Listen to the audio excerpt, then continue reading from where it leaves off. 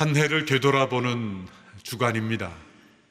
지난 한 해를 되돌아볼 때 우리는 충격적인 사건이나 또 특별한 일들을 주로 기억하게 됩니다. 그러나 우리가 살아온 지난 한 해의 거의 대부분의 시간들은 지극히 평범한 일상적인 순간들이었습니다.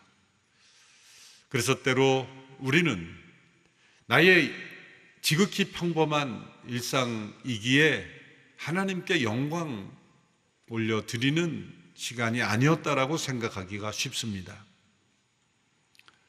어떤 특별한 일들, 어떤 영웅적인 사건, 또 혹은 성취를 통해서만 하나님께 영광이 될 수 있다고 생각하기가 쉽습니다. 그러나 우리가 함께 읽은 오늘 말씀, 사도 바울을 통해 주시는 이 하나님의 말씀에는 지극히 일상적인 우리의 삶이, 평범한 삶이 하나님의 영광과 연결된다고 말씀하고 있습니다. 오늘 본문을 다시 읽어보면, 그러나 여러분은 먹든지 마시든지 무엇을 행하든지 모든 것을 하나님의 영광을 위해 하십시오. 먹든지 마시든지, 먹고 마시는 것은 어떤 의미의 생존을 위한 본능의 영역입니다. 우리의 일상 중에 가장 지극히 평범한 행동입니다. 그러나 그런 것을 포함해서 모든 것이 하나님의 영광을 위해 행해져야 한다라는 말씀입니다. 그것은 하나님 앞에 구별되고 거룩하게 살아야 할 영역에서 예외가 없다는 겁니다. 우리는 교회와 세상을 때로 구분하고 주일과 평일을 구분하는 습관이 있습니다. 그러나 우리가 함께 모여 예배할 때만이 아니라 흩어져 있을 때 우리의 삶의 모든 순간, 먹고 마시는 것에 이르기까지 가장 평범하고 일상적인 순간에 이르기까지 하나님의 영광이어야 한다. 이 나타나야 한다고 말씀하는 겁니다. 화란의 정치가이자 교육가이자 목회자였던 나브람 카이퍼는 우리의 생각의 지평을 훨씬 더 넓혀줍니다. 화란 자유대학교 설립 때 개교 연설 중에 한 문장이 우리에게 여전히 울림을 주고 있습니다. 우리 인간 삶의 모든 영역에서 만물의 주제이신 그리스도께서 내 것이라 외치지 않은 영역은 단 한 인치도 없다. 모든 영역이 바로 그리스도의 것이다 라는 겁니다. 과학, 예술, 비즈니스, 교육, 가정, 우리 개인의 모든 영역이 다 그리스도의 것이 되어야 하며, 또한 그 모든 영역을 통해 하나님께 영광이 되어야 한다는 겁니다. 어떻게 우리의 모든 평범한 일상이 하나님의 영광과 연결이 될 수 있을까요? 첫째로 우리의 동기와 목적이 하나님의 영광과 연결되고 초점이 맞추어질 때 가능합니다. 17세기 시인이자 목사였던 조지 허버트라는 분은 많은 신앙시를 남겼습니다. 또 그의 많은 신앙시가 찬송가 가사가 되기도 했습니다. 그분의 찬송시에 이런 문구가 있습니다. 나의 하나님, 나의 왕이여, 범사의 주를 보게 하시고 나 무슨 일을 하든지 주를 위하여 하게 하소서.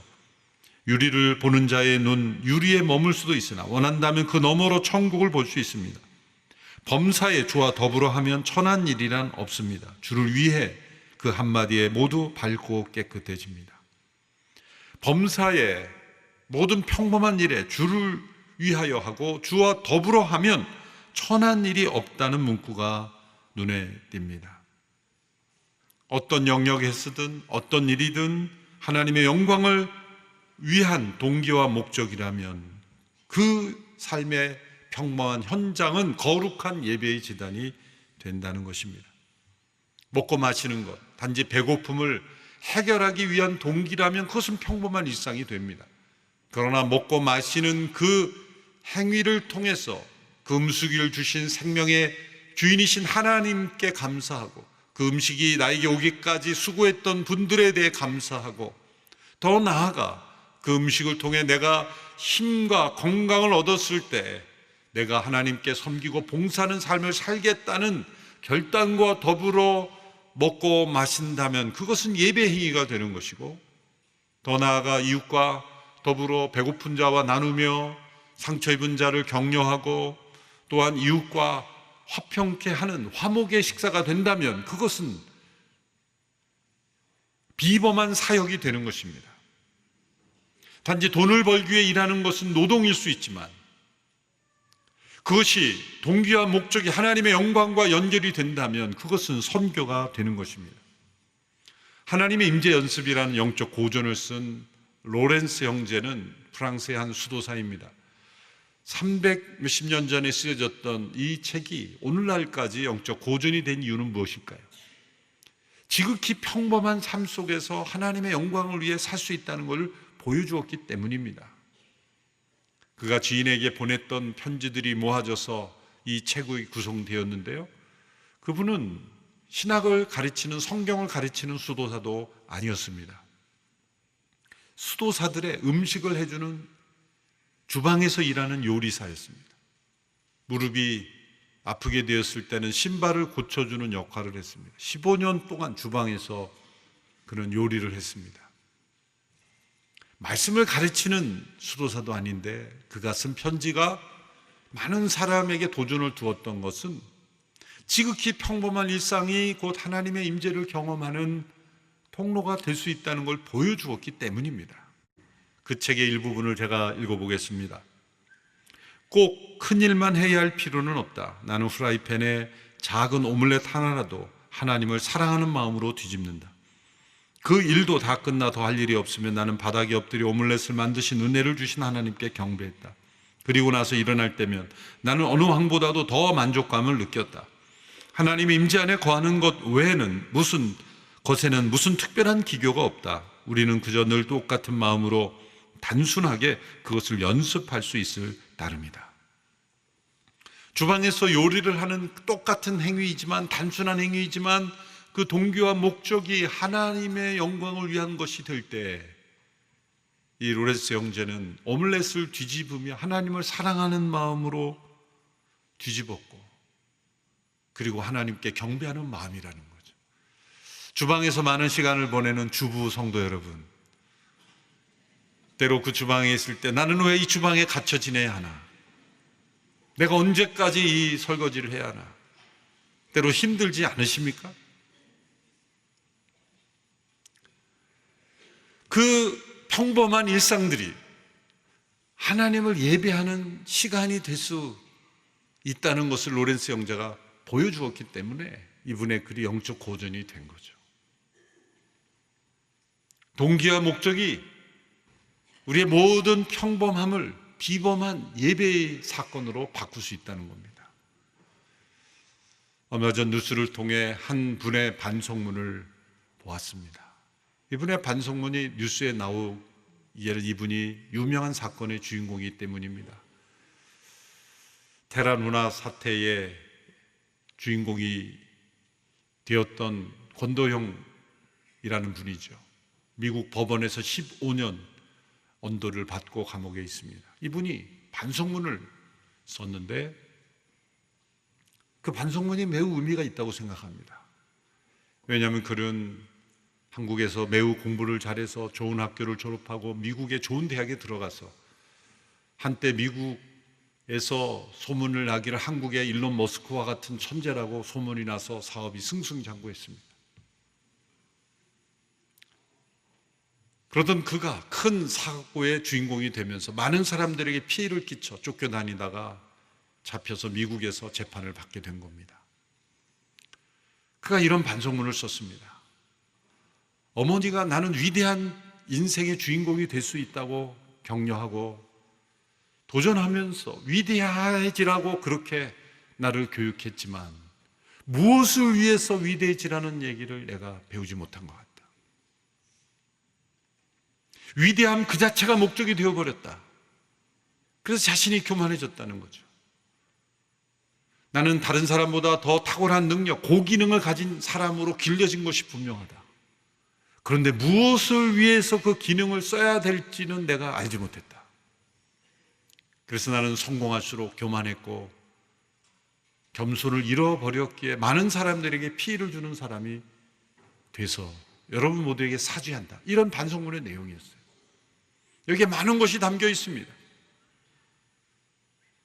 우리의 자녀들에게 잘되라 잘되라 말하지만 무엇을 위해서 잘돼야 되는지를 설명해 주지 못한 교육, 그런 사회. 성공을 위해서 살지만 무엇을 위한 성공인가를 설명해 주지 못하는 가르침, 그것이 바로 이 시대의 위기인 것입니다. 동기와 목적이 대답해 줄 수 없는, 거기에 대답할 수 없는 그런 성공과 성취는 위험할 수 있다는 것을 보여주는 것입니다. 좋은 학교 가라, 잘 살기 위해서다, 무엇을 위해서 잘 살아야 하고 무엇을 위해서 살아야 하고 노력해야 되는지를 설명해 주지 못하는 그러한 가르침이 나온 뼈아픈 결과입니다.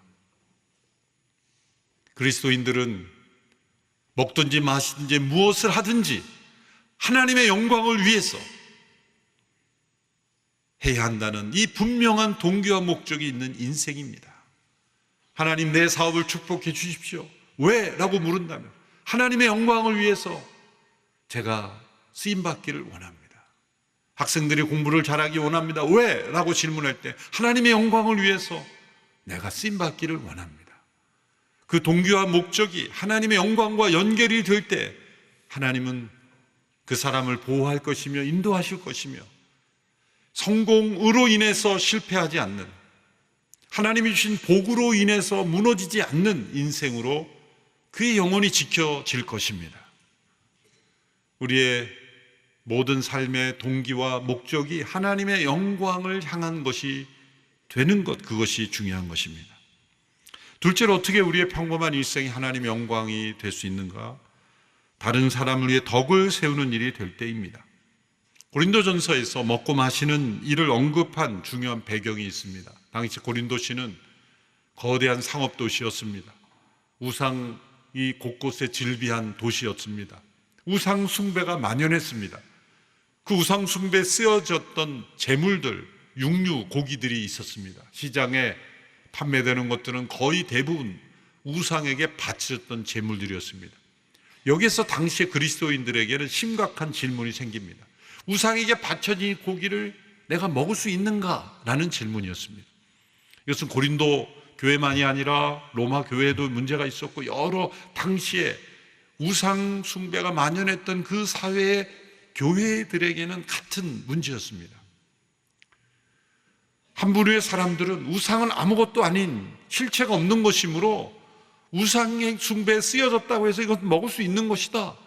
그 고기를 먹는다 그래서 우상 숭배가 나에게 들어오는 것도 아니고 내가 어떤 영적인 영향을 받는 게 아니다. 그것은 그냥 고기일 뿐이다. 뉴트럴한 그냥 중립적인 단백질일 뿐이다 생각하고 먹는 사람들이 있었습니다. 그들의 지식은 올바른 것이었습니다. 사도 바울도 그러한 판단에 서 있던 사람들이죠. 하나님이 주신 모든 것은 감사함으로 먹으면 버릴 것이 없다. 우상의 재물에게 바쳐졌더라도 그것은 먹는데 아무 지장이 없는 것이다. 시장에 파는 것은 묻지 말고 그냥 먹을 수 있는 것이다. 그런데 바울이 거기서 지적하는 것은, 그러나 그것은 먹을 수 있다는 것은 올바른 지식이다. 그러나 그 지식만으로 결정해서는 안 되고 다른 사람을 살펴야 되는데, 우상에게 바쳐진 것으로 인해서 마음에 거리낌을 가진 이들, 믿음이 연약해서 그 양심의 가책을 느끼는 사람들이 있었는데 그들을 배려해서 나는 먹지 않겠다. 먹을 수 있으나 나는 먹지 않겠다. 왜? 덕을 세우기 위해서 먹지 않겠다. 그래서 지식은 교만하게 하나 사랑은 덕을 세운다라고 말씀했습니다. 그래서 고린도서 10장 32절 33절의 말씀에 이렇게 연이어 권면하고 있는 겁니다. 같이 읽어볼까요? 시작. 여러분은 유대 사람에게든지 그리스 사람에게든지 하나님의 교회에든지 걸려 넘어지게 하는 사람이 되지 마십시오. 나도 모든 일에 모두를 기쁘게 하며 자신의 유익을 구하지 않고 많은 사람의 유익을 구합니다. 이는 그들이 구원을 받게 하려는 것입니다. 바울은 그들의 지식이 틀렸다고 하지 않았습니다. 올바른 지식입니다. 그런데 올바른 지식으로 우리는 교만하게 행할 수 있다는 겁니다. 올바른 지식을 가지고 자신의 유익만을 구할 수 있다는 겁니다. 자신이 가진 자유를 가지고 위기와 갈등을 만들 수 있다는 겁니다. 나에게 평범하고 당연한 자유가 누군가에게는 걸림돌이 될 수 있다는 겁니다. 만일 그렇다면 덕을 세우기 위해 그 자유를 내려놓는 것이 사랑이며 그것이 하나님께 영광을 돌리는 거라는 겁니다. 하나님께 영광을 돌리는 것은 눈에 보이지 않는 하나님과 나만의 관계가 아니라 수평적인 관계 속에서도 나타나야 한다. 그것은 덕을 세우는 것이다 라는 겁니다. 그래서 덕이라는 단어는 영어로는 edification이라는 단어를 썼고 헬라어는 오이코도메, 이것은 집을 세운다라는 뜻입니다. 우리 모두가 하나님의 집으로 세워져 가는데 있어서 나의 말 한마디, 행동 하나가 하나의 벽돌로 세워져 가는데 나의 올바른 지식이 사랑의 태도로 사용되지 않는다면 그것은 벽을 허무는 일이 될 수 있다. 그러므로 23절, 24절에서도 이렇게 말합니다. 고린도서 10장 23절, 24절 함께 읽겠습니다. 시작. 모든 것이 허용되나 모든 것이 유익한 것은 아닙니다. 모든 것이 허용되나 모든 것이 덕을 세우는 것이 아닙니다. 누구든 자기 유익을 구하지 말고 남의 유익을 구하십시오. 이 말씀 위에 25절 이하에서 이렇게 바울은 말합니다. 시장에서 파는 것은 다 먹을 수 있는 것이다. 땅과 거기 충만한 것이 다 주의 것이기 때문이다. 묻지 말고 먹으라. 믿지 않는 사람들이 초대했을 때 그 음식이 우상에게 바쳐진 제물이라고 해서 꺼리지 말고 먹어라. 그런데 그것으로 인하여 누군가 믿음의 사람 가운데 연약하여 시험에 들거나 양심의 가책을 느끼거나 걸림돌이 된다면 형제를 위해서 먹지 않는 것이 덕을 세우는 것이다. 당신의 자유가 제한받을 수 있다는 겁니다. 그러면 이렇게 반문하죠. 왜? 나의 자유가 다른 사람의 양심에서 판단받아야 됩니까? 나의 이 믿음이 왜 다른 사람에 의해서 제한을 받아야 됩니까? 그 반문에 대한 대답이 오늘 31절의 말씀이에요. 그러나 여러분은 먹든지 마시든지 무엇을 하든지 모든 것을 하나님의 영광을 위해 하십시오. 그래서 이 말씀 속에 먹고 마시는 것은 우상의 제물과 관련된 이슈가 포함이 되어 있는 거예요. 너희로 먹고 마시는 것 자유다. 그런데 그 자유가 누군가의 마음을 상하게 한다면 그것을 스스로 제한하는 것, 이것이 하나님께 영광이 되는 것이다. 그러므로 먹든지 마시든지 무엇을 하든지 하나님께 영광을 위해 하라고 말씀하고 있는 겁니다. 사람들은 우리가 전하는 교리를 듣기보다 우리가 어떤 삶을 사는지를 먼저 봅니다. 그래서 세계 전도자 빌리 그레함 목사님은 그리스도인들을 움직이는 성경과 같다고 말했습니다. 사람들은 우리가 전하는 메시지 이전에 우리가 하는 행동, 우리의 공동체의 모습을 먼저 볼 것입니다. 우리가 우리 자신의 권리를 내려놓고 덕을 세우며 하나님의 교회를 함께 세워가는, 하나님께 영광을 돌리려고 하는 그 공동체, 세상이 보여줄 수 없는 그러한 공동체.